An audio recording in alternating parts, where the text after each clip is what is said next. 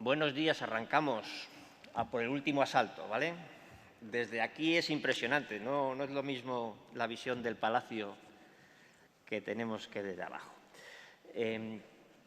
Estamos divididos ahora en 2 sesiones. Yo creo que habéis hecho muy bien en elegir esta y también han hecho muy bien los que han elegido la del queso, ¿vale? No ha habido problema de equivocarse. Para terminar la mañana nos va a acompañar Raúl Flores. Raúl Flores es madrileño, no es madrileño de 8 apellidos madrileños, es madrileño, no es madrileño viejo, su familia viene de un pueblecito pequeño de Córdoba.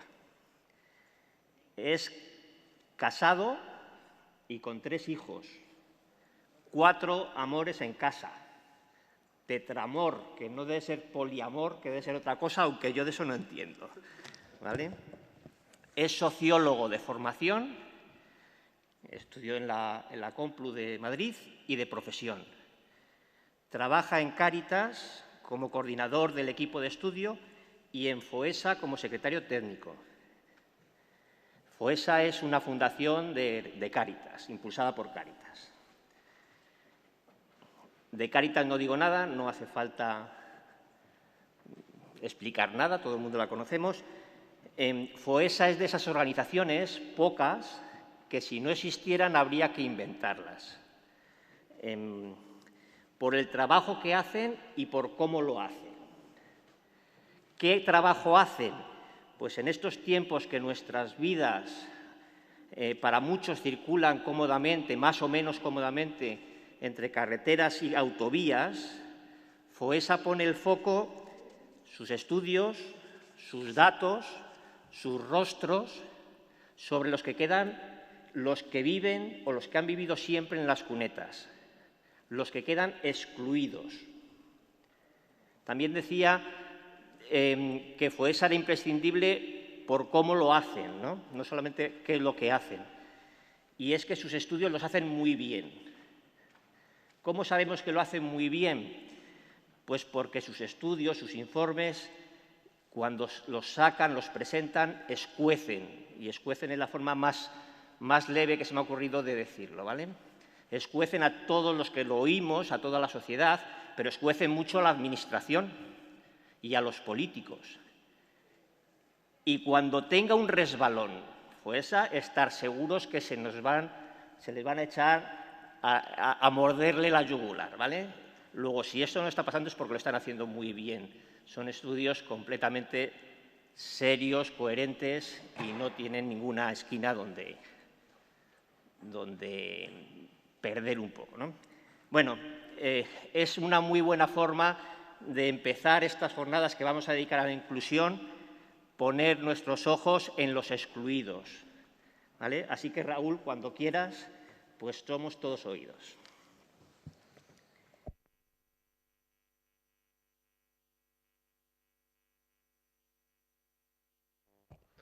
Muchas gracias a todas las entidades que formáis parte de este grupo que habéis creado este congreso. Es muy importante estar haciendo lo que estamos haciendo aquí hoy. Es muy importante generar un congreso o unas jornadas de innovación, como queramos decirlo, cuyo foco es el pastoreo y la inclusión social. Es importante que esto deje de ser un seminario, deje de ser un grupo pequeño y vayamos pudiendo hablar de estas cosas en congresos. Gracias a todos. Gracias a José Luis por su presentación y gracias a los que me han precedido, a Julio, a Ana y a Carmen.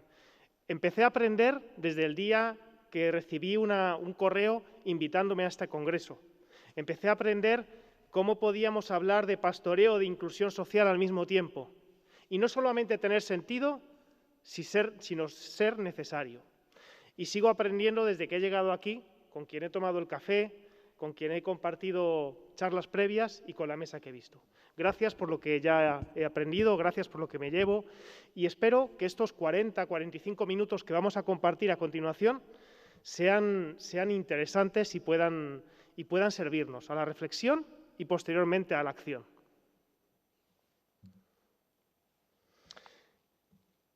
Hay 2 títulos posibles para esto que vamos a hacer aquí.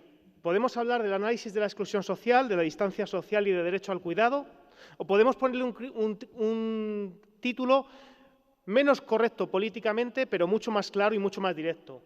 Una nueva crisis, los mismos perdedores de siempre, ¿qué podemos hacer? Voy a empezar hablando de la distancia social, de esta que tenemos ahora mismo entre nosotros, de esta que nos impide... Ay, creo que tengo la posibilidad de no tener mascarilla. Voy a usar esta suerte que tengo al ser ahora mismo el que está hablando. Decía que voy a hablar de la distancia social, de esta distancia social que tenemos entre nosotros y que llevamos casi un año, o más de un año, perdón, guardando para poder defendernos de este virus. Pero además de esta distancia social, me gustaría hablar de otra distancia social. Y es de esta, de la que estoy mostrando en las imágenes ahora mismo. De esa separación entre los diferentes segmentos de la sociedad que hace que nuestra sociedad sea una sociedad cada día más fracturada. Que nuestra sociedad sea cada día una sociedad más falta de cohesión, que cada día nuestra sociedad sea una sociedad más desigual y más injusta. Pero no solamente quiero hablar de la distancia social entre los diferentes segmentos, querría hablar también de la distancia social, económica y antropológica que existen entre los diferentes terrenos y espacios de nuestra sociedad.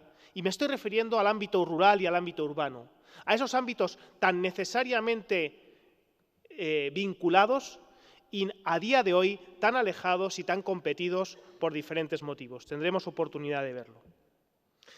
Y para hacer todo esto, bueno, pues que sepan que hay unos informes a los que hacía referencia José Luis detrás de todo esto que trabajamos, pero lo vamos a simplificar todo mucho y lo vamos a transmitir en 4 pasos sencillos y que espero que nos sirvan a todos de una manera satisfactoria para ir comprendiéndolo. Empezaremos con el paso 1 hablando de la crisis estructural y de la desigualdad de origen. El paso 2 será hablar del impacto que ha tenido la COVID-19. El tercer paso será preguntarnos si han surgido nuevas necesidades. Y el cuarto paso será hablar del camino hacia la inclusión social. Así que, de esta manera, en 4 pasos sencillos, abordaremos esta cuestión que nos trae en este momento. El primero de los pasos es el de la crisis estructural y la desigualdad de origen. Y para empezar con este paso, quiero mostrar esta imagen. Es una imagen del año 2019. Es una imagen de la Fundación FOESA en la cual se decía que había un problema de cohesión social en nuestro país, que había 32 millones de personas que vivían bien, 6 millones que vivían en una sociedad insegura, al filo de la navaja, a punto de caer de un lado, y casi 8,5 millones de personas que vivían en exclusión social. ¿Esto qué significa? Que las situaciones que estamos viviendo en estos momentos de pobreza y de exclusión social no son nuevas, vienen de atrás. Y vienen tan de atrás como que cuando llega la crisis de la COVID-19 en marzo del año pasado, había más de 3 millones de personas desempleadas en nuestro país, personas que querían trabajar y que no lo conseguían.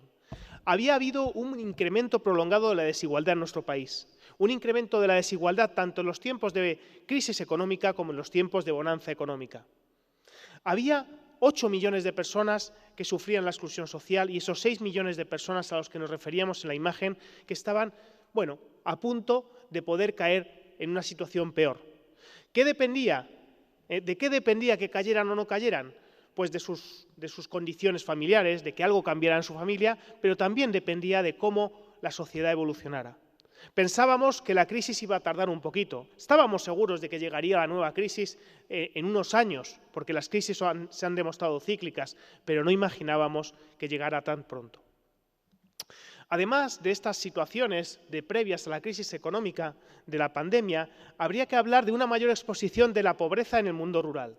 Y esto lo podemos mostrar de una manera muy sencilla con estos datos. Es muy fácil. La línea verde es la que mide la pobreza en los ámbitos rurales. Históricamente, desde el año 2007, la pobreza en el ámbito rural ha sido superior. Y lo ha sido durante las épocas de crisis económica y durante las épocas de bonanza económica. A día de hoy seguimos teniendo muchas más situaciones de pobreza en el ámbito rural que en las áreas periurbanas o en las grandes ciudades.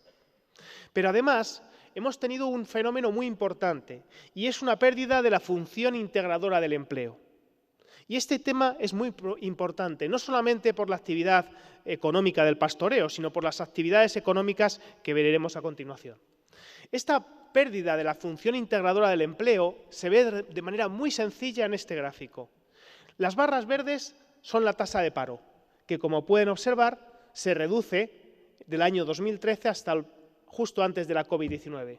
Sin embargo, las barras naranjas son los hogares en situación de pobreza severa. Es decir, a pesar de que se reduce la tasa de paro entre la población acompañada por Cáritas, es lo que estamos demostrando en este gráfico, la tasa de pobreza severa sigue incrementándose. Un ejemplo claro, clarísimo, de cómo el empleo no ha conseguido sacar a esas familias, a esas personas de las situaciones de pobreza severa en las que se encontraban viviendo. Este ha sido el primer paso, como han visto, muy rápido, muy ligero, pero muy necesario. Saber que la crisis no ha creado la situación que estamos aquí, que la crisis la ha podido agrandar, la ha podido empeorar, la ha podido modificar, pero que la situación de pobreza y de exclusión social viene de lejos. Veamos ahora cuál es el impacto de la COVID-19. Leí hace unos días a alguien que hablaba del efecto de la COVID en muchas dimensiones, tantas como estas que podemos ver aquí en los diferentes objetivos de desarrollo sostenible. Yo no voy a hablar de tantas, me voy a fijar solamente en 5 grandes impactos. Podríamos ver otros, pero estos son muy importantes. El impacto sobre el empleo y los ingresos, el impacto sobre la vivienda y la salud, el impacto en el cuidado y en las redes sociales, en la brecha digital y en la protección social. Estos 5 impactos definen de una manera muy clara cuál es la realidad social y la situación en estos momentos en nuestra sociedad. El primero de los impactos es el impacto sobre el empleo y los ingresos. ¿Hay más desempleo? Sí, aproximadamente 700.000 personas más que antes de que empezara esta pandemia. ¿Ha habido muchos ERTEs? Sí, a día de hoy aproximadamente 770.000 personas están en ERTE y, por tanto, han reducido sus ingresos y muchas de ellas con la incertidumbre de si volverán a trabajar o no. Pero uno de los elementos, más allá del desempleo o más allá de los ERTEs, que más preocupa, que viene de atrás y que se ha intensificado en los últimos meses, es lo que denominamos la precariedad laboral, la inestabilidad laboral.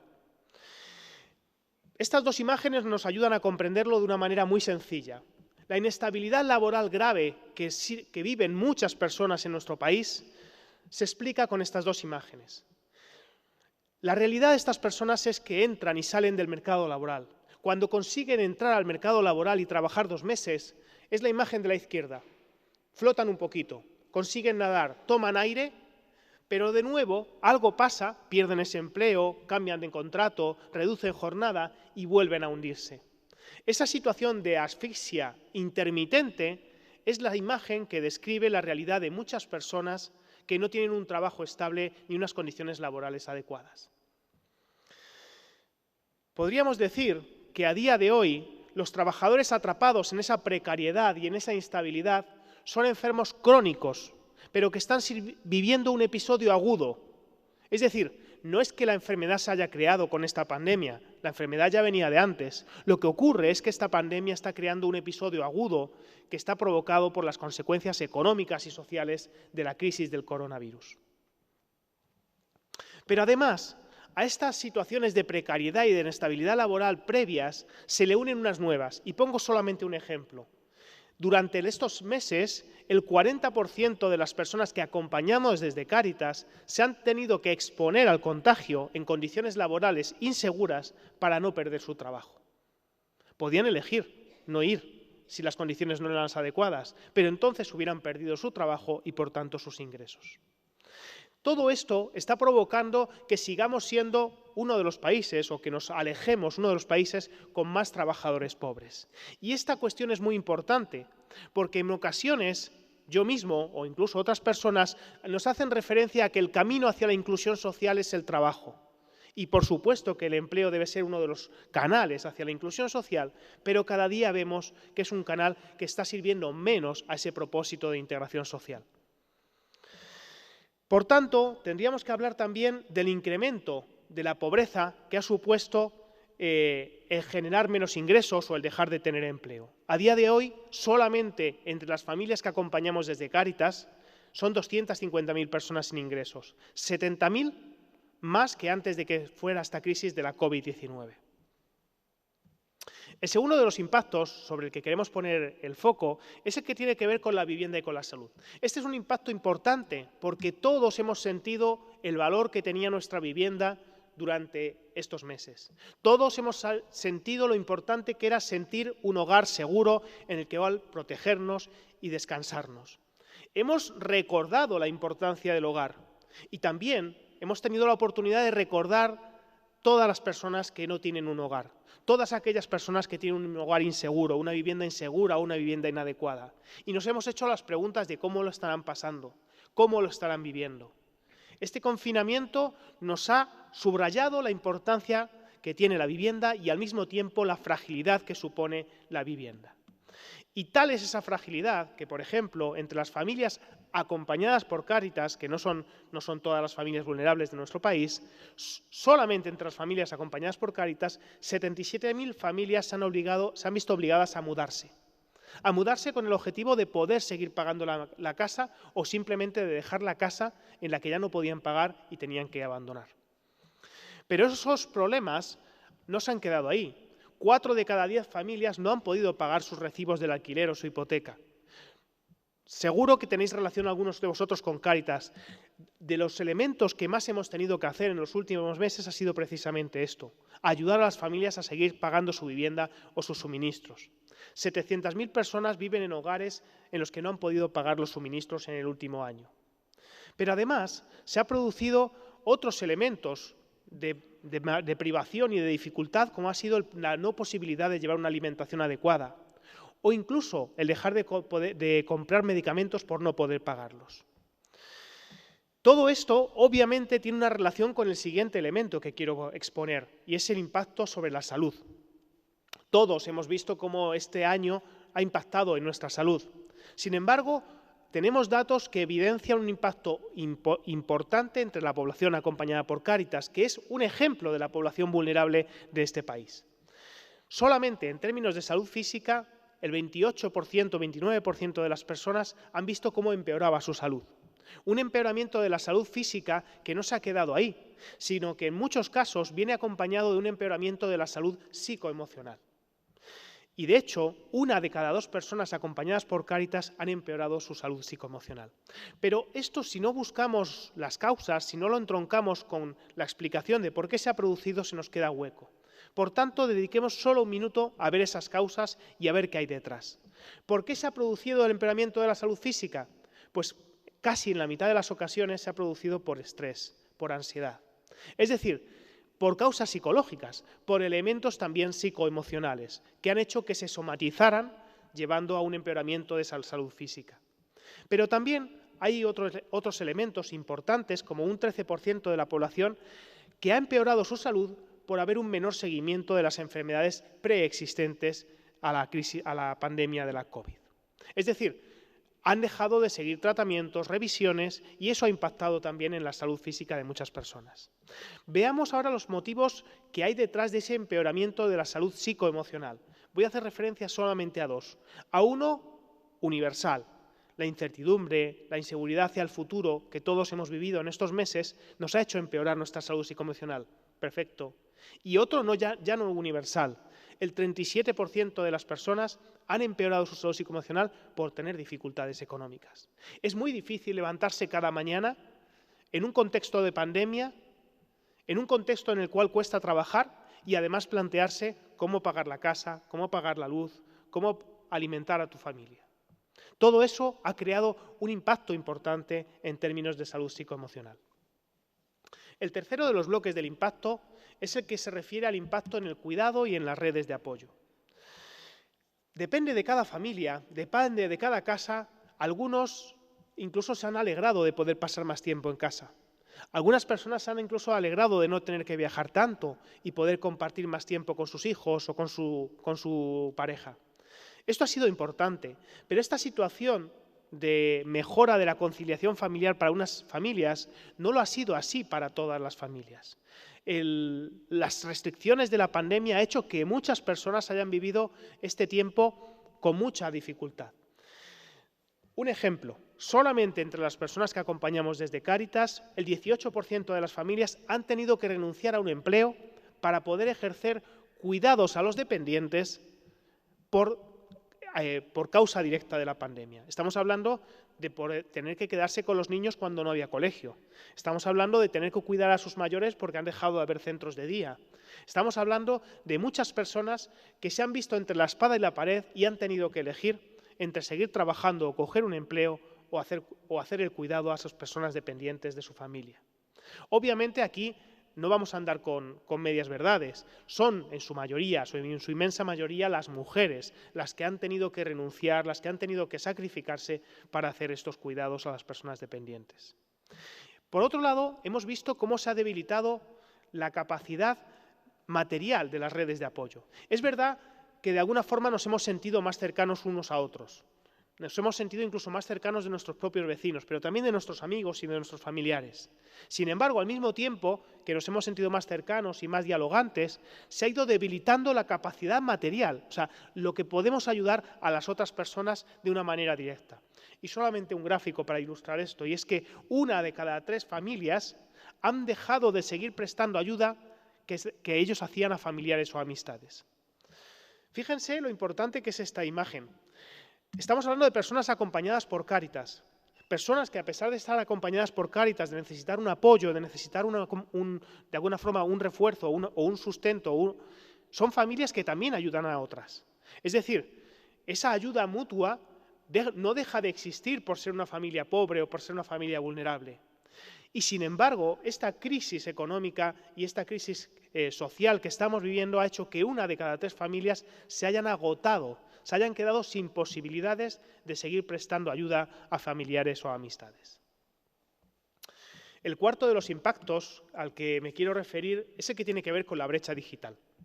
Lo hemos visto todos, ¿no? Hemos visto cómo se ha acelerado la digitalización de la sociedad. Esto es algo que podría haber ocurrido dentro de 15 años y ha ocurrido apenas en unos meses. Esta aceleración de la digitalización de la sociedad ha concluido en que se ha construido un nuevo factor exclusógeno. Un factor exclusógeno no es ni más ni menos que algo que presiona a la gente hacia afuera, que dificulta la vida de la gente de una manera integrada. Y es que la brecha digital ha impactado mucho en muchas familias. Estamos hablando de personas mayores que han sido incapaces de hacer trámites que podían hacer de manera presencial porque la única puerta que se ha abierto ante ellos ha sido una puerta digital. Estamos hablando de muchas personas que no disponían bien de los dispositivos o de las conexiones o de las competencias para poder hacerse esos trámites o esas necesidades. Estamos viendo cómo se han perdido oportunidades solamente por la brecha digital. 1 de cada 3 familias ha perdido oportunidades formativas, de empleo, de apoyo de las administraciones públicas o incluso oportunidades de relaciones sociales por la brecha digital que estamos sufriendo. Y esa brecha digital es importante conectarla con la dificultad que algunos niños y algunas niñas han tenido para seguir el curso del colegio. El rendimiento educativo se ha visto afectado por esta brecha digital. Mirad, 1 de cada 3 familias ha tenido una reducción severa en el rendimiento escolar. Pues bien, cuando analizamos esas familias descubrimos que el 63% de esas familias que han tenido esa reducción del rendimiento escolar están en lo que denominamos apagón tecnológico. ¿A qué nos referimos con apagón tecnológico? Pues que les falta una de las 3 cosas fundamentales para estar conectado. O le falta el dispositivo adecuado, o le falta la conexión, o le falta la competencia, la habilidad para poder manejarlo. Pero el impacto de esta brecha digital ha tenido también escenarios distintos. No es mismo el escenario urbano que el escenario rural. Por poner un ejemplo de este problema, el 13,4% de las zonas rurales aún no tienen acceso a Internet de banda ancha fija. ¿Esto qué significa?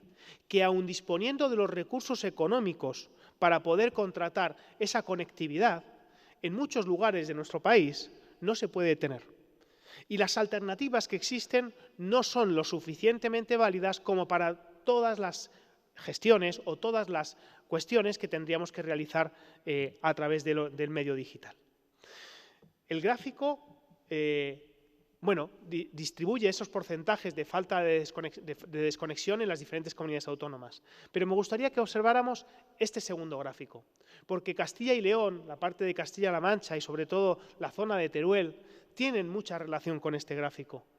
Todos los espacios blancos que vemos son espacios en los que no existe una cobertura de lo que diríamos una conexión con poliutilidad, una conexión que te permite trabajar, una conexión que te permite dar una clase o recibir una clase, una conexión suficiente para poder hacer algo más que recibir un correo electrónico o un WhatsApp. Y estamos hablando de todas estas zonas blancas en las que la cobertura del ADSL superior a 2 megabytes por segundo no existe. Termino ya con el apartado de los impactos, ¿vale? Para no insistir mucho en ello. Pero no quiero terminar sin hablar del impacto en la protección social. Porque es muy posible que hayamos visto, de alguna forma, en los medios de comunicación, que se han contado muchas medidas tendentes a amortiguar esta crisis económica. Y esto es real, esto no es que sea irreal. Lo cierto es que se han dispuesto muchas políticas públicas centradas a amortiguar los efectos que esta crisis tiene en la economía. Y también se han habilitado políticas sociales, medidas sociales para amortiguar los efectos de esta crisis. Pero como estamos demostrando y como estamos viendo, han sido claramente insuficientes. Y como seguiremos hablando a continuación, especialmente todas estas medidas, a quienes menos han llegado, a quienes menos han servido, son a las familias más vulnerables. Es decir, aquellas personas que sufren más situaciones de pobreza o de exclusión social están quedándose al margen de estas políticas protectoras que se han diseñado en los últimos tiempos. Además de esto, habría que especificar otro elemento, y es la debilidad y la falta de adaptación de los servicios sociales públicos. Lo primero que hay que explicar es que venimos de unos servicios sociales públicos insuficientemente dotados, insuficientemente desarrollados, de unos servicios sociales públicos muy centrados en la pobreza, en vez de estar centrados, en todas las diferentes cuestiones que cada uno de nosotros podemos necesitar a lo largo de nuestra vida. Pues bien, esa falta de desarrollo de esos servicios públicos también ha hecho muy difícil la adaptación a la situación de pandemia que hemos vivido. La capacidad de respuesta para proteger a las personas más vulnerables o a aquellas personas que por efecto de la crisis caían en esa situación de vulnerabilidad.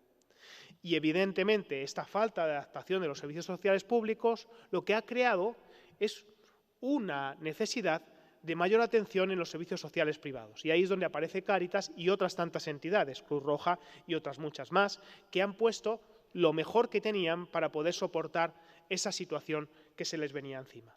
¿Qué nos ha ocurrido en Cáritas? Pues bien, un desbordamiento que nos ha hecho atender a más personas e invertir mucho más dinero para cubrir necesidades básicas, además de seguir haciendo o de intentar seguir haciendo todos los programas que tenemos dentro de Cáritas. Un ejemplo de esta falta de adaptación de las medidas políticas, de las medidas sociales a la población más vulnerable es el ingreso mínimo vital.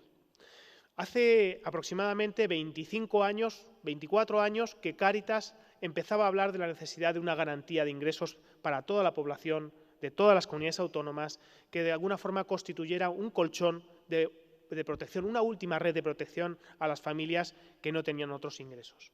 Por lo tanto, el ingreso mínimo vital viene a responder a esa necesidad. Sin embargo, viene a responder a esa necesidad con dos deficiencias importantes. Una deficiencia de diseño, que hace que muchas personas queden fuera de ese ingreso mínimo vital por no cumplir los requisitos, entre otros, por ejemplo, las personas irregulares o los jóvenes emancipados, los jóvenes de menores de 30 años emancipados, etcétera, etcétera. Y un segundo problema, y es que el ingreso mínimo vital no está llegando a las familias que lo necesitan. Es decir, está habiendo muchos problemas de trámites, muchas denegaciones y muchas dificultades para que aquellas personas que lo necesitan puedan empezar a percibirlo.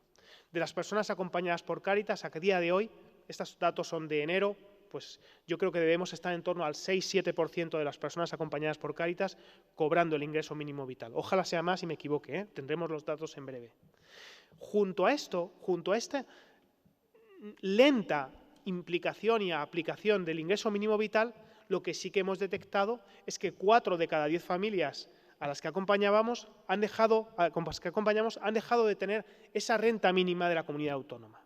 Es decir, estamos ahora mismo en un momento muy peligroso en el cual el ingreso mínimo vital no llega a construir y a albergar a todas las personas que lo necesitan, y a una retirada de las rentas mínimas autonómicas que están buscando, bueno, pues un espacio, no están buscando un espacio de complementariedad o de subsidiariedad con respecto al ingreso mínimo vital.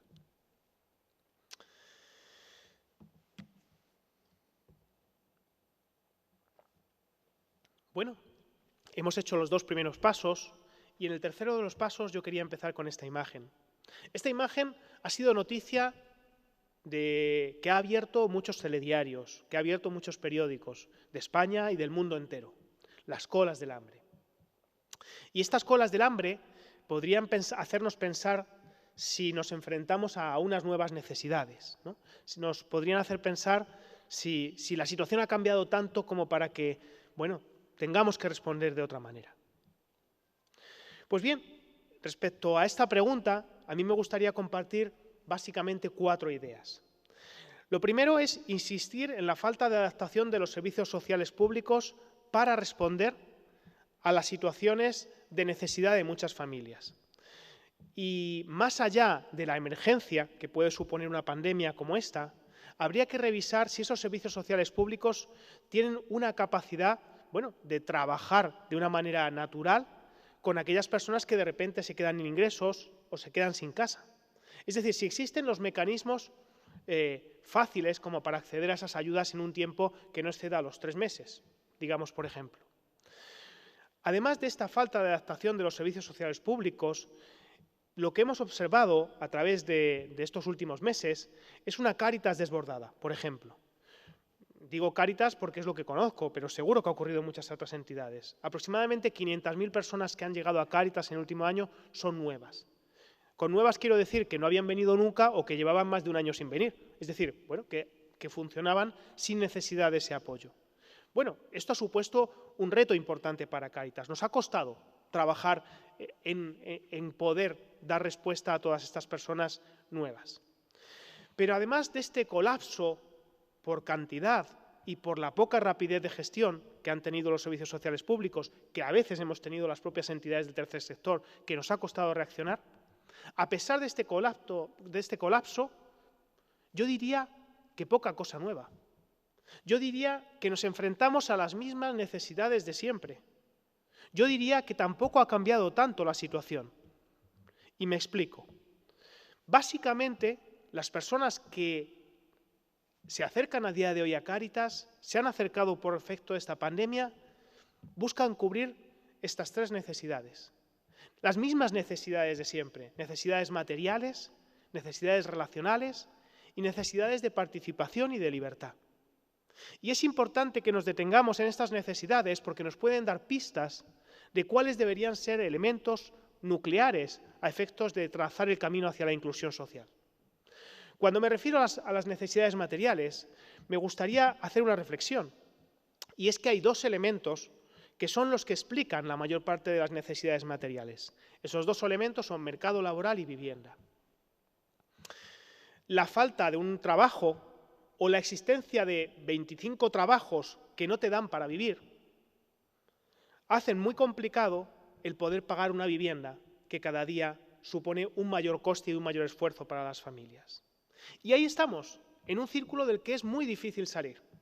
Es decir, apenas tenemos ingresos y además tenemos unos gastos en vivienda muy importantes.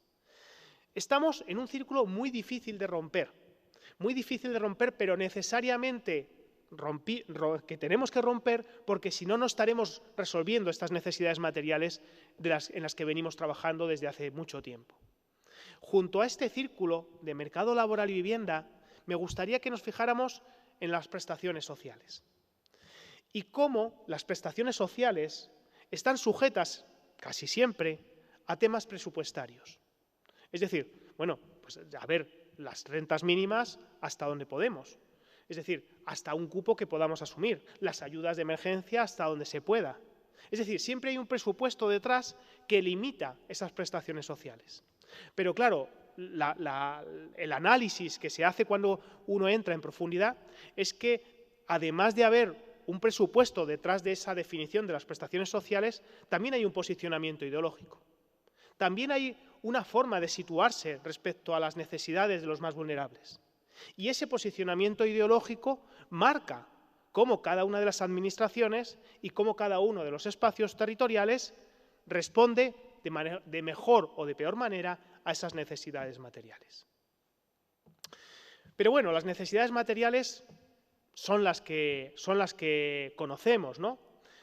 Pero muchas veces nos cuesta caer en la cuenta de que las personas, además de necesidades materiales, además de pan, necesitamos otras cosas. Necesitamos relacionarnos. Esas necesidades relacionales no están contempladas en la mayor parte de las políticas destinadas a la integración social o a la inclusión social. Muchas de las entidades, incluso nos pasa a Cáritas, que lo hacemos todo muy bien, pues también nos pasa a veces que no contemplamos esas necesidades relacionales. Al no estar organizadas ni en políticas públicas ni en acción social de las entidades del tercer sector, esas necesidades relacionales, muchas de las personas que tienen que hacer ese itinerario hacia la inclusión social no lo pueden hacer de manera completa por no tener esa dimensión cubierta o por no tener esa dimensión bien arropada. Y por último, pero no menos importante, las necesidades que tienen que ver con la participación y con la libertad. Es muy importante que cada persona que hace su mecanismo, su proceso de inclusión social, se sienta partícipe de ese camino que está recorriendo y se sienta con la libertad de poder decidir qué hacer, de poder tomar de alguna forma sus propias decisiones. En la medida en que reconocemos el derecho a la participación y a la libertad de las personas que están en ese proceso de inclusión social, reconocemos sus competencias, reconocemos sus capacidades y no trabajamos con ellas de una manera ineficaz, que es desde lo que les falta, desde sus necesidades solamente. Voy a poner un ejemplo muy sencillo, que alguna de las personas que está aquí, que trabaja en temas de prisiones o que ha trabajado, lo va a comprender rápido. Durante la pandemia ha habido personas reclusas que se han pasado 10 meses sin poder tener un solo contacto con su familia. Claro, a bote pronto podríamos decir, bueno, es que la pandemia, las restricciones, bueno, sí, a bote pronto la pandemia, las restricciones, pero podemos entender que no se puedan establecer un sistema seguro, protegido contra la COVID, para poder visitar a una persona reclusa. O como es reclusa, le quitamos también ese otro derecho, ¿no? Ese ya no puede salir, no tiene la libertad de salir, pero al menos esa libertad de contactar, esa libertad de poder tener una vida conectada con otras personas. Bien, desde este replanteamiento de las nuevas necesidades, desde esta respuesta a las nuevas necesidades y antes de pasar al camino hacia la inclusión social, me gustaría volver a la fotografía que abría este bloque. Esta fotografía no se habría producido si no estuviéramos en una pandemia. Es decir, si las 30 personas que hay en esta cola, en vez de esperar fuera, pudieran haber esperado dentro. Esto no es ni más ni menos que lo que pasaba antes de la pandemia.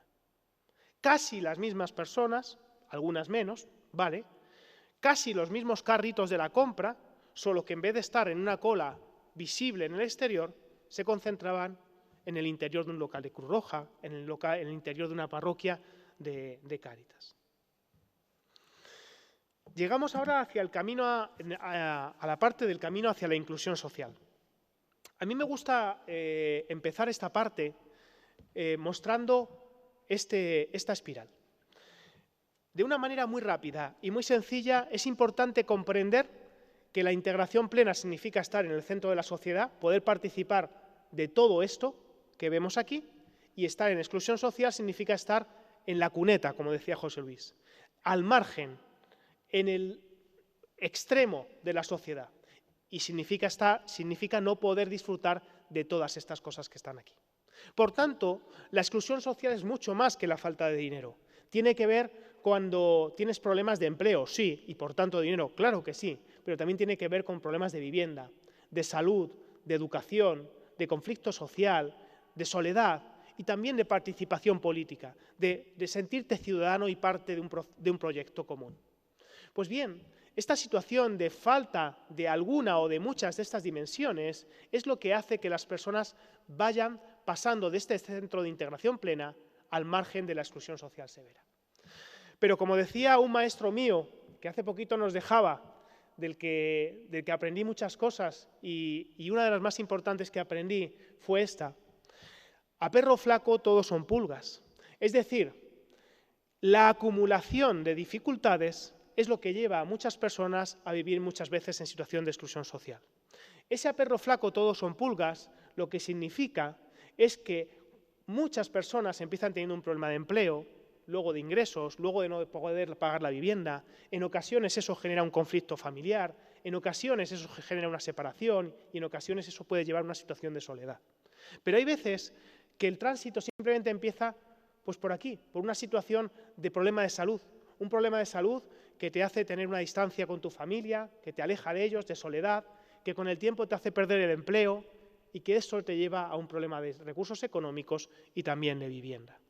Son muchas las formas de entrar en esta espiral de la exclusión social, pero una cosa es clara, cuanto más nos alejamos del centro, más se acelera el proceso de exclusión social, más dificultades vamos acogiendo y más rápido, más velozmente nos vamos alejando y yendo al extremo de la exclusión social.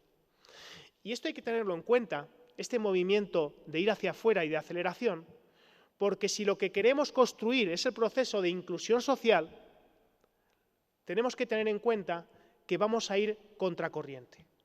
Es decir, que la corriente que nos expulsa hacia afuera, cuando queremos recorrer el camino hacia adentro, nos la vamos a encontrar de frente, frenándonos.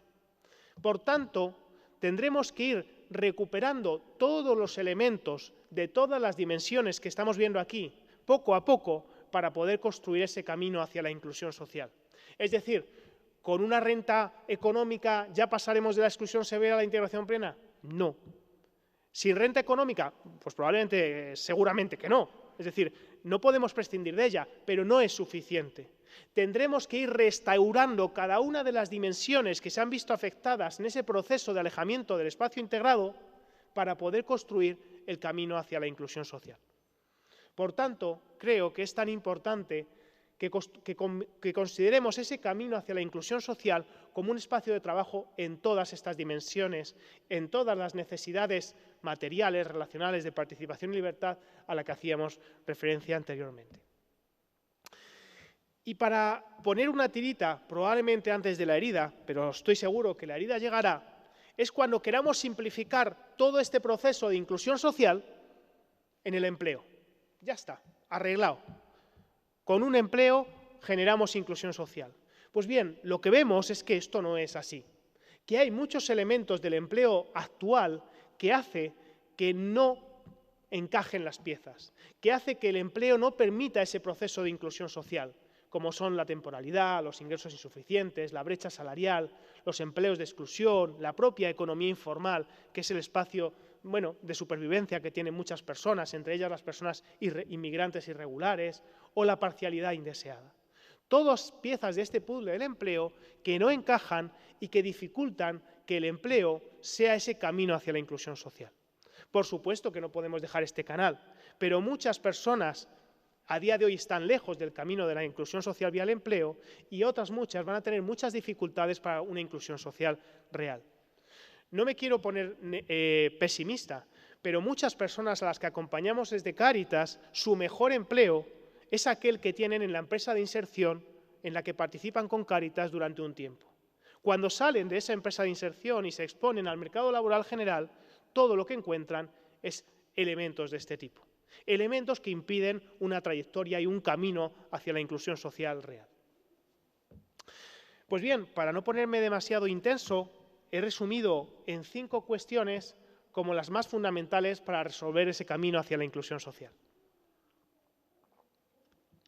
La primera de ellas es ir resolviendo los efectos de esta pandemia, es decir, ir tapando los agujeros que esta pandemia ha creado nuevos en el casco de nuestro barco. Pero no nos olvidemos de que ya había agujeros previos. No nos olvidamos de que el barco hacía aguas antes de esta crisis. Y, por tanto, además de resolver los efectos de esta pandemia, necesitaríamos afrontar las debilidades de nuestra sociedad de los últimos 30 años. Y voy a poner un ejemplo. Antes hablaba de la garantía de ingresos. En 1996, Cáritas Española pedía un sistema de garantía de ingresos que sirviera como red protectora de las familias que no tenían otros medios de vida. Bien, han pasado todos estos años y no hemos conseguido que se haya llegado a ese modelo. Tenemos un sistema de múltiples rentas autonómicas, subsidios, etcétera, un sistema desconectado y un sistema que sigue sin proteger de manera eficaz a las familias. Reto importante, pues al menos de esos muchos agujeros a los que hago referencia, plantearnos de manera seria esa garantía de ingresos. Segunda cuestión, desarrollar una relación más equilibrada y justa entre lo rural y lo urbano. Fijaos, que la mayor parte de la población viva en las ciudades no es casualidad. Responde a un esquema de evolución, responde a una planificación económica y responde a unas voluntades y a unas formas de estructurar nuestra sociedad. Es obvio que una empresa, si yo tengo que montar una empresa, quiero montarla en un lugar en el cual tenga mucha conectividad, buenas comunicaciones, me cueste muy poquito el transporte y además muchas personas puedan vivir muy cerca de mi empresa. Estos polos de desarrollo que nacen en los años 60 en nuestro país han generado una sociedad totalmente desequilibrada entre lo rural y lo urbano. Han generado una sociedad totalmente polarizada en los núcleos urbanos que llega a construir condiciones de vida invivibles. Y suena raro que en la misma que haya una palabra y la contraria juntas, pero es así. Y esta crisis nos ha recordado lo antinatural, lo inhumano que es concentrarnos todos en ciudades. Nos ha recordado lo artificial, lo poco saludable que es apiñarse en un vagón de metro a las 7 de la mañana así, durante 45 minutos. Lo hemos visto de otra manera, lo hemos visto porque hemos sentido riesgo, hemos sentido peligro. Pero esto no tiene sentido. No tiene sentido al mismo tiempo que pueblos con riqueza y con capacidad de producir más riqueza y de dar una buena vida se hayan ido quedando cada vez más solos. Existe un desequilibrio importante entre el desarrollo en lo rural y lo urbano, y ese desequilibrio responde a una falta o una planificación incorrecta de las obras públicas en cuanto a carreteras, de los incentivos a las empresas, al desarrollo de determinadas actividades económicas. Por tanto, además, existe una relación, yo diría, injusta, porque en muchas ocasiones es la vida urbana la que de alguna forma trata de sacarle el jugo a lo rural, a lo que se crea en lo rural, para vivir y para nutrirse de lo que hay en los espacios rurales. Pues bien, ante toda esta dificultad, pongo el ejemplo de un cambio de modelo productivo. Un cambio de modelo productivo donde se valoren las profesiones, los trabajos que realmente tienen importancia. Y voy a poner un ejemplo, que es el pastoreo. Bueno, es el ejemplo claro de cómo una profesión que sirve a la familia para proveerse de unos ingresos y para vivir, y que sirve al conjunto de la sociedad como sistema medioambiental, como sistema de regeneración, como sistema de reducción de residuos, como sistema de control de plagas, como sistema de miles de cosas, bueno, pues ha dejado de tener espacio en nuestra sociedad. Y como decía Carmen, puede ser que dentro de 10 o 12 años deje de existir ese pastoreo como profesión y existan esas producciones intensivas de ganado que producen otra cosa y que además que generan unos residuos y unas consecuencias totalmente distintas. Por tanto, tenemos que cambiar nuestro modelo productivo, desde valorar profesiones como el pastoreo hasta dejar de depender tanto como dependemos del sector servicios o del sector relacionado con el turismo. La hostelería, el turismo han sido sectores que se han visto totalmente bombardeados por esta crisis económica. Pero claro, esto mismo en un país como Portugal o esto mismo en un país como Alemania no ha producido los mismos efectos. Ese desequilibrio en nuestro modelo productivo no es tan intenso. Tenemos que replantearnos un cambio en nuestro modelo productivo que nos hace llegar a un modelo pues, más sostenible, por supuesto, pero también a un modelo que sea capaz de asumir mejor crisis como las que han llegado y como las que vendrán a continuación. La siguiente cuestión tiene que ver con las residencias. Voy a empezar por las residencias. Todos hemos tomado conciencia de cómo se ha sufrido en las residencias en nuestro país. Todos hemos tomado conciencia de cómo han sufrido muchas personas en esos espacios. Esto nos va a llevar una revisión de la atención a la dependencia, nos va a llevar incluso a cambios, a generar cambios en esos centros residenciales. Seguro que para mejor, ¿eh? Pero creemos que esa revisión de la atención a la dependencia probablemente debería ser más profunda de la que se vaya a hacer. Y debería ser una revisión que se planteara, bueno, cómo queremos responder ante las personas más vulnerables. En Atapuerca se han encontrado restos humanos de personas que fueron capaces de sobrevivir hasta 20 años después de tener una lesión tan grave que se quedaron sin ninguna movilidad. ¿Esto qué significa? Que no somos mucho mejores que nuestros antepasados que vivieron en Atapuerca hace miles de años. Que nuestros antepasados que vivieron en Atapuerca ya veían a alguien frágil, que había tenido un accidente y que se quedaba sin movilidad, y eran capaces de atenderle, de acompañarle y de hacerle vivir 20 años más después de esa grave enfermedad o de ese grave accidente. Bueno, si lo fuimos capaces entonces, seamos capaces de poner en primer lugar esa necesidad de atender al dependiente, de ayudarle, previa a otras necesidades, como pueden ser las necesidades de desarrollo económico, que creo que no tienen por qué ser incompatibles, pero que a veces nos hacen entrar en discusiones. Hombre, es que el servicio de ayuda a domicilio en un pueblecito de 40 habitantes, es que llevar a una persona hasta allí para atender a una mujerina, pues llevar a una persona allí para atender a una mujerina en ese pueblo es lo fundamental, lo que necesita esa persona y lo que de alguna forma deberíamos de priorizar. Por eso ponía con ejemplo el servicio de ayuda a domicilio. Bien, cuarto de los 5 elementos, visibilizar el pilar de los cuidados sacándolo del debate de círculos reducidos. Bien, se empieza a hablar mucho del pilar de los cuidados, como uno de los pilares del estado de bienestar. Estamos todos de acuerdo que esta crisis nos ha hecho comprender aún mejor lo importante que son los cuidados. A mí incluso me ha hecho redefinir mi relación con mis propios padres. Me ha hecho sentir de manera distinta cómo me siento y cómo me sitúo cuando yo les visito. Bueno, un aprendizaje para mí, fenomenal, ¿no? Algo personal. Pero yo creo que como sociedad también hemos visto la necesidad de sentirnos más humanos a través de los cuidados. Yo creo que una de las cualidades humanas más importantes es la vulnerabilidad y la necesidad de cuidados en varios momentos de nuestra etapa vital. Somos totalmente vulnerables y necesitados de cuidados en el momento del nacimiento. Y muchos de nosotros, ojalá, bueno, será algo natural, seremos totalmente dependientes de los cuidados en las fases avanzadas de nuestra edad. Por tanto, esos cuidados que nos igualan a todos debería de ser un elemento, un foco de construcción de cómo relacionarnos y de cómo establecer nuevas prioridades en el ámbito de nuestra sociedad. Y termino ya, para no enrollarme más. Es importante incrementar la pedagogía fiscal que nos permita acometer una reforma en profundidad del estado de bienestar. Me voy a explicar. Cada cosa de la que yo he hablado anteriormente cuesta dinero. Cada cosa de la que yo he hablado anteriormente no es una cosa que suponga un presupuesto que exceda a los ingresos que estamos teniendo. No. Pero es posible que el estado de bienestar que queramos construir a futuro tenga estas cosas y otras más. Pues bien, para llegar a construir ese estado de bienestar necesitamos ingresos. Y para esos ingresos necesitamos pagar impuestos.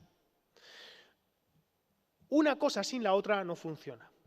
Por tanto, definamos qué estado de bienestar queremos, definamos cómo queremos protegernos de los riesgos sociales de una manera colectiva, calculemos lo que cuesta y busquemos los ingresos para pagar eso que deseamos hacer. Pero no lo hagamos al revés. No definamos el estado de bienestar en función de los ingresos que tengamos, porque los ingresos que tengamos van a depender de la legislación tributaria y del perfil de recaudación económica que cada una de las administraciones quiera o pueda tener.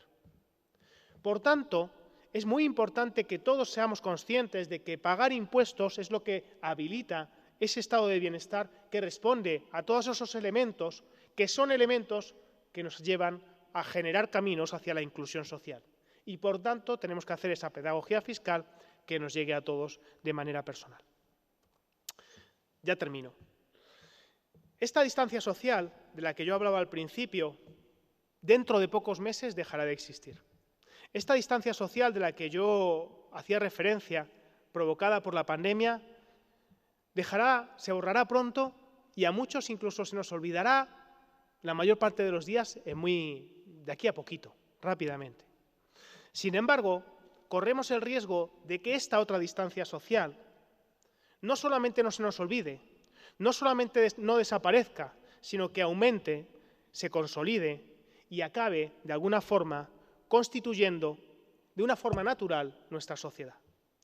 Por tanto, pongamos cambios, pongamos ovejas en este caso, ¿no? por hacer el guiño al Congreso, ¿no? Pongamos cosas que modifiquen, que estén en cada uno de los espacios sociales, que sirvan de palancas de cambio y que nos ayuden a construir una sociedad un poquito mejor en la que esos caminos hacia la inclusión social sean caminos abiertos a todos y cada uno, y a todas y a cada uno de nosotros. Muchas gracias.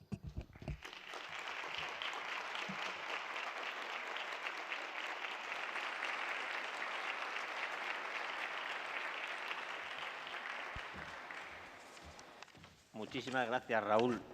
Abrimos una ronda de preguntas.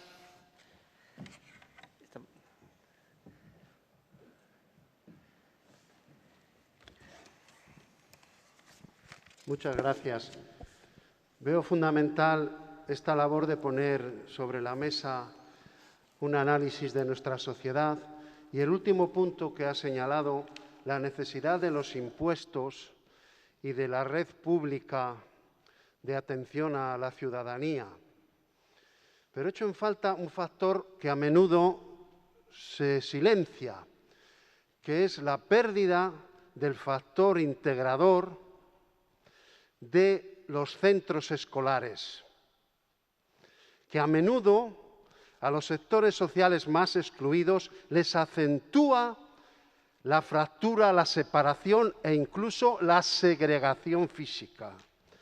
Y yo me planteo, has hablado mucho de Cáritas, la Iglesia Católica está siendo consciente de las voces que critican los impuestos, de las voces que critican lo público y del papel que está jugando la Iglesia Católica en la segregación escolar, precisamente de la población infantil más excluida, reproduciendo así esa exclusión.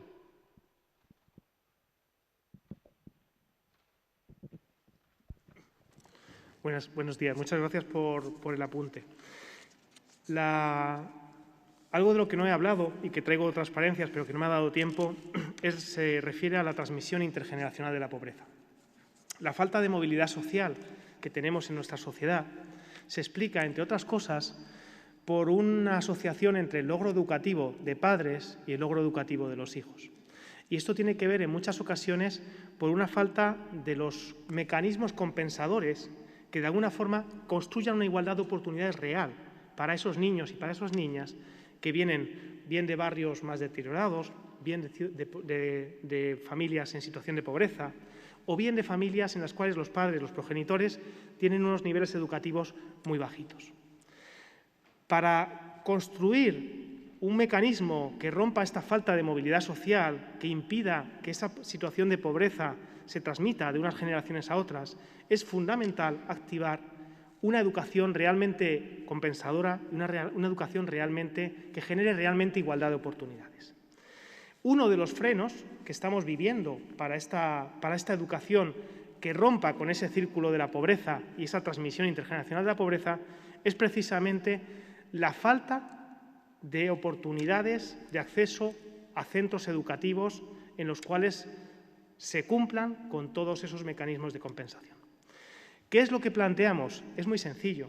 Primero, que todas las familias tengan la capacidad de elegir el centro al cual pueden ir, pero además que cada uno de esos centros, ya sea de educación privada, concertada o pública, tenga todos y cada uno de esos mecanismos. Denunciar cuando eso no ocurre.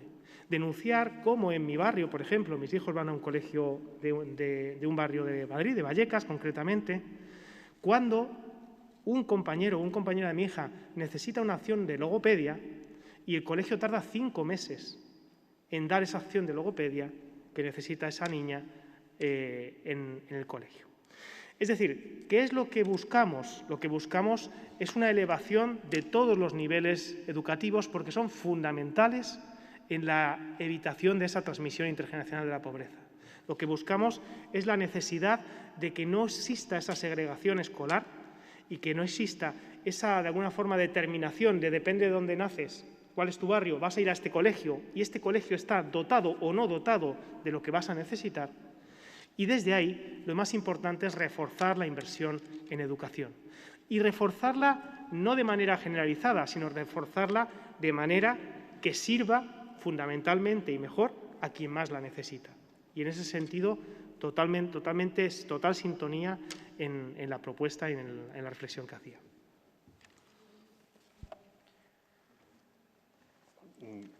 Yo quería... ¿Puedo hacer? Si tienes algunas palabras que decir, ¿Puedo ¿no? hacer una pregunta? Perdón. No estaba ¿Puedo viendo hacer nada. una pregunta? Perdón, sí. Sí. Está muy bien y queda muy bonito cuando se dice lo de la libertad para elegir el centro educativo de los hijos y que nadie como las familias y los padres tienen que tener esa libertad. Pero aquí estamos precisamente en este congreso hablando mucho del mundo rural. Y yo siempre me he preguntado en estos últimos años, ¿qué libertad tienen las familias del mundo rural para elegir entre la enseñanza privada, la concertada o la pública? No tienen ninguna. Entonces, cuando hablamos, ¿para quién hablamos? Para los que vivimos en los centros urbanos, para los padres que tienen posibilidades. Como siempre, salen perdiendo los que tienen menos recursos y sale perdiendo el mundo rural. Bueno, totalmente de acuerdo.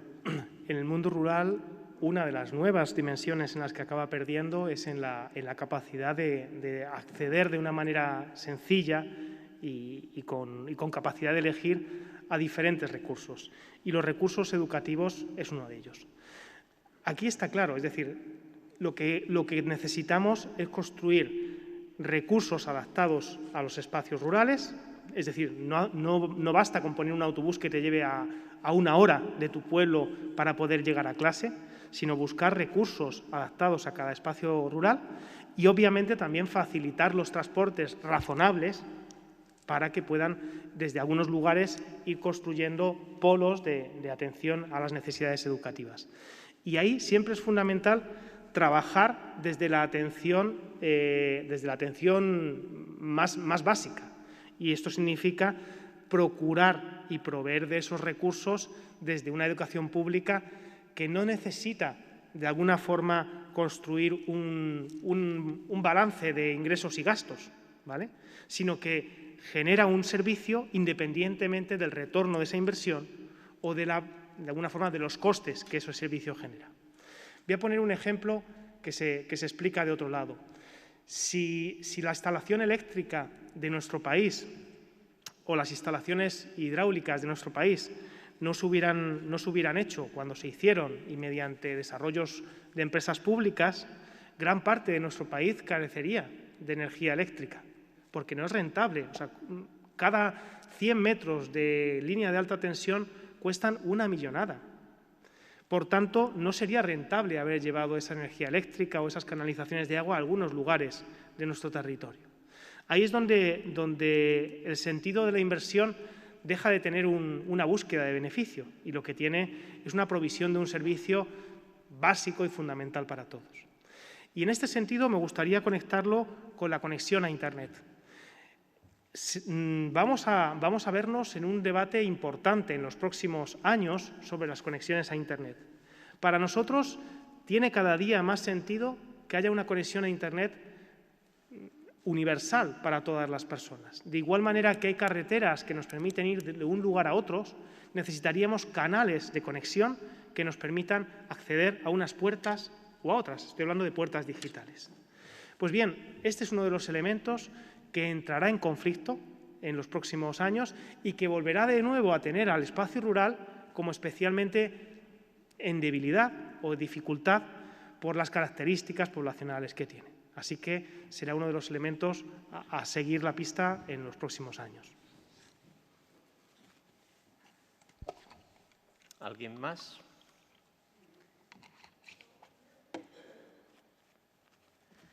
Pues Raúl, muchísimas gracias. ¿Sí? Aun estando de acuerdo con todo lo que hace Cáritas, yo me pregunto, ¿Cáritas puede reemplazar todos los fallos de la sociedad? Ni puede, ¿qué sentido tiene? Ni puede ni debe, a mi juicio. Yo creo que tenemos que comprender la misión de Cáritas como una misión de subsidiariedad con respecto a lo que las propias personas o con respecto a lo que las propias administraciones no pueden llegar a hacer. Y cuando digo subsidiariedad me refiero a una parte del panorama, porque hay otra parte que es la de garantizar los derechos de las personas que ni siquiera tenemos nosotros como misión esa acción, ¿no? Yo creo que hay que distinguir muy claramente entre qué cosas le corresponden de alguna forma a las propias personas, a la iniciativa personal o a la iniciativa privada, qué cosas le corresponde a la iniciativa pública y qué cosas le corresponden a las entidades, bueno, que de alguna forma buscan sumar a esas necesidades. Pero en este triángulo que acabamos de dibujar, que es privado, administración, entidades sociales, sociedad civil organizada, nos falta otro elemento desde mi punto de vista, y es el elemento comunitario. Voy a explicarme. Esta crisis nos ha hecho ver o nos ha recordado la importancia que tiene nuestro vecino.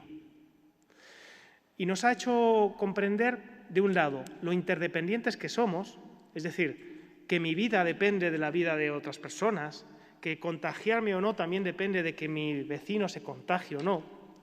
Pero también me ha hecho ver cómo cuando necesitaba algo la persona que tenía más cerca era quien mejor me podía ayudar.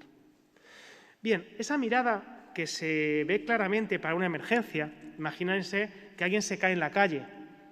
Bueno, obviamente habrá que llamar a una ambulancia, pero lo primero que hay que hacer es atender a esa persona. Yo no puedo decir, no, yo es que como no, yo llamo a la ambulancia porque eso es una función de la ambulancia. Sí, pero junto a eso yo me siento al lado de esa persona y trato de acompañarla hasta que una persona cualificada, profesional, puede hacer una atención, ¿no? De igual manera que esto lo vemos muy claro en el ámbito de una pandemia, de una emergencia, deberíamos de verlo con la misma claridad en el ámbito normal de la sociedad. Es decir, no podemos exonerarnos, no podemos quedarnos fuera de lo que está pasando. No podemos decir esto que se encargue Cáritas, no podemos decir esto es cosa de la Administración. Es decir, necesitamos sentirnos ciudadanos y conciudadanos y de alguna forma personas obligadas a ser responsables de lo que pasa en nuestro entorno. No podemos ejercer solamente la solidaridad institucionalizada. Tenemos, junto a la solidaridad institucionalizada, que está muy bien, tenemos que ejercer la solidaridad personal, la solidaridad cotidiana.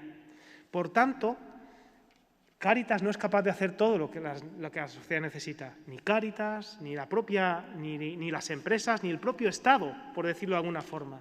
Necesitamos de todos los elementos, reconociendo, eso sí, que cada uno tiene una función y cada uno tiene una obligación de construir.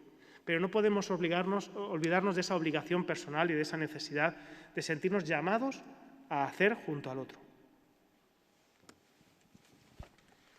Bueno, muchas gracias, Raúl.